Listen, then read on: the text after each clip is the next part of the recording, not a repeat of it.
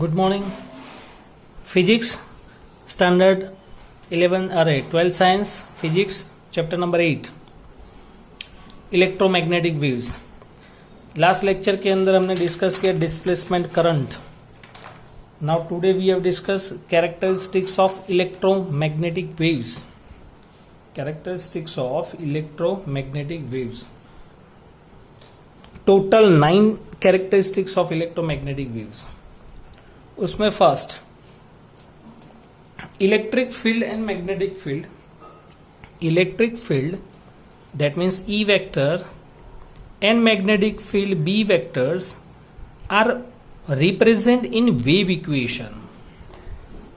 अब wave equation आप chapter number 15 में हमने पढ़ा 11 science last chapter number 15 waves. उसमें आता था one dimensional harmonic wave equation. One dimensional ऐसे कुछ था, y equal to A sine omega t minus k x और k x minus omega t whatever. तो y is equal to A sine omega t minus k x is a wave equation. तो ऐसे terms के अंदर हमको ये equation लिखना है. ये इक्वेशन है इलेक्ट्रोमैग्नेटिक वेव्स. ये डायग्राम है electromagnetic waves. According to Maxwell explanation, electric field waves and magnetic field waves are incident on each other and such a waves is known as electromagnetic waves.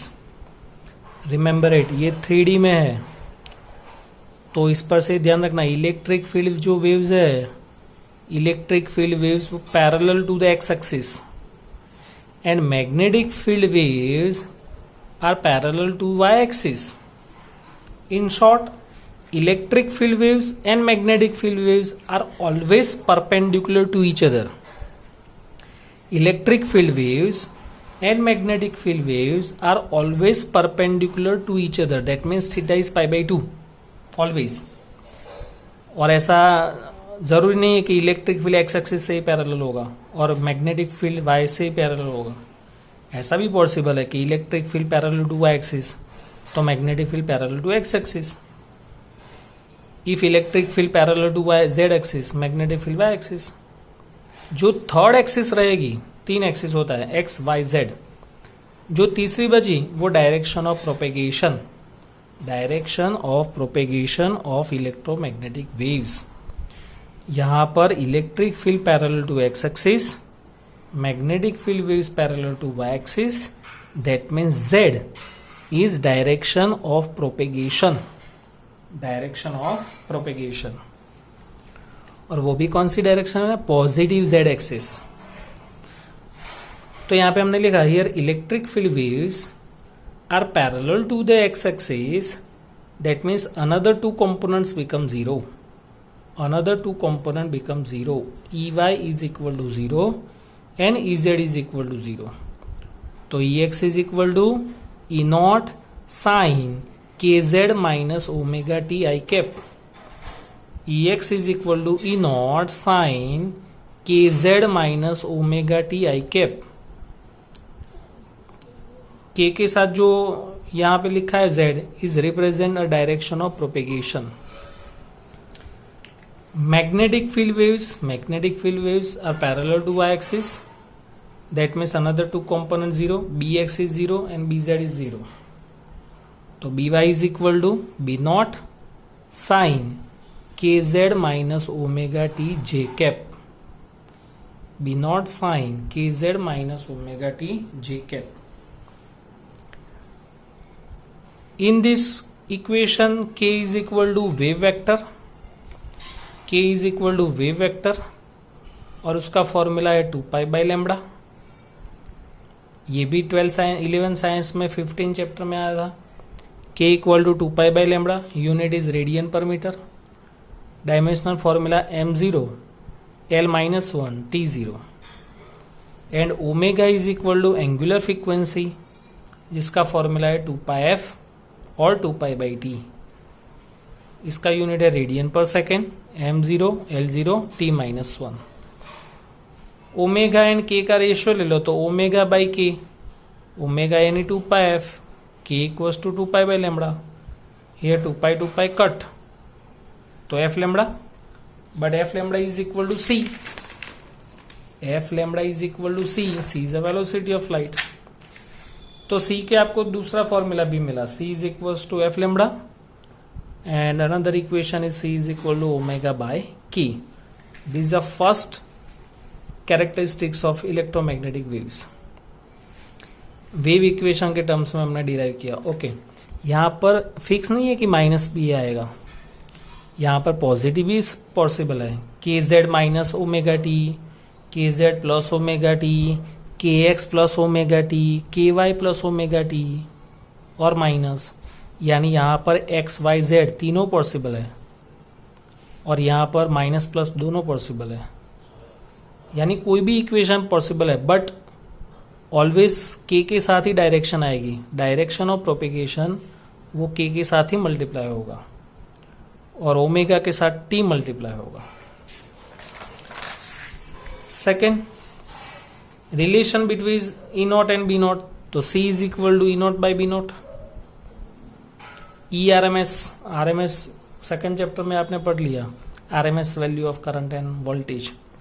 Are M S यानी root mean square, तो E R M S is equal to E naught by root two, जैसे second chapter में, sorry 7 chapter में आता था। 7 chapter अभी बाकी है, इसी ऑल्टरनेटिंग करंट, उसमें आएगा I R M S, current की R M S value. I R M S यानी I M by root two and V R M S यानी V M by root two. ऐसे फॉर्मूलाज हम 7 chapter में पढ़ेंगे। Same year E R M S is equal to E naught by root two, ये formula याद रखना। And BRMS is equal to B naught by root 2. E naught and B naught are maximum values of electric field and magnetic field. तो C is equal to velocity of light. E naught by B naught भी possible है, EM by BM भी लिख सकते हो, ERMS by BRMS भी लिख सकते हो, E vector by B vector भी possible है। Third number, electromagnetic waves are transverse waves and non-mechanical waves. Transverse wave, that means perpendicular to the direction of propagation. These are transverse wave. Electromagnetic waves are transverse wave and non-mechanical wave. Non-mechanical waves, that means electromagnetic waves को propagate होने के लिए does not require medium. Electromagnetic waves, for propagation of electromagnetic waves does not require medium. वो vacuum के अंदर भी propagate होगा and such a wave is non as non mechanical waves. तो electromagnetic waves are transverse waves and non mechanical waves. Fourth is electromagnetic waves transmit energy. Electromagnetic waves are transmit energy is denoted by U and is called radiated energy. Number 5th, when electromagnetic waves are collides on the surface and is exert pressure of the surface, which is called radiation pressure.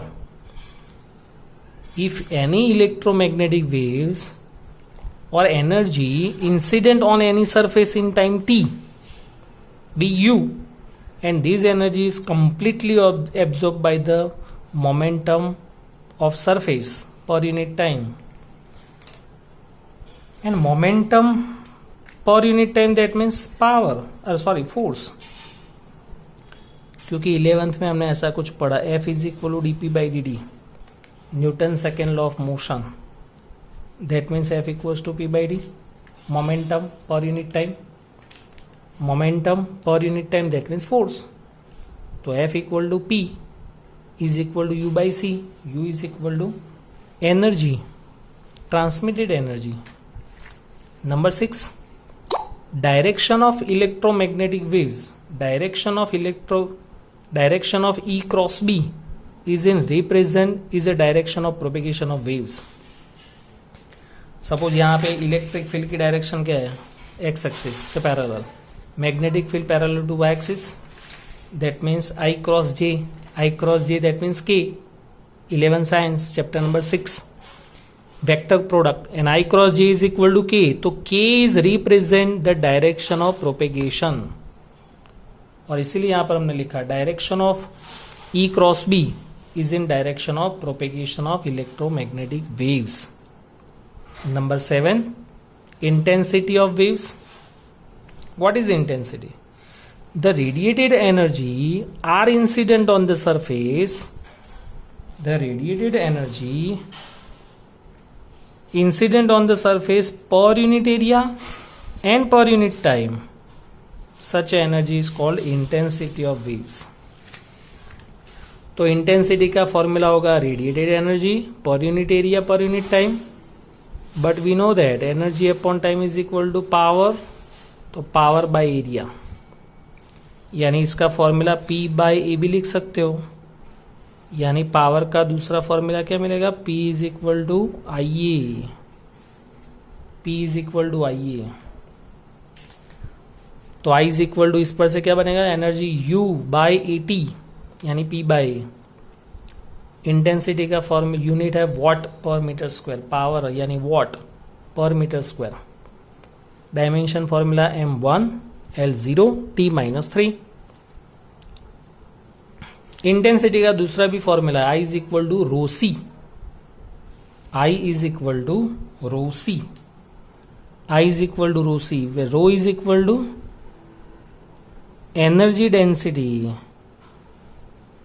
और energy density वो हमने second chapter में भी पढ़ा. Energy density, energy per unit volume is called energy density. तो I is equal to rho सी. ये था 7 type of characteristics. 8 और 9 वो हम नेक्स्ट लेक्चर में देखेंगे.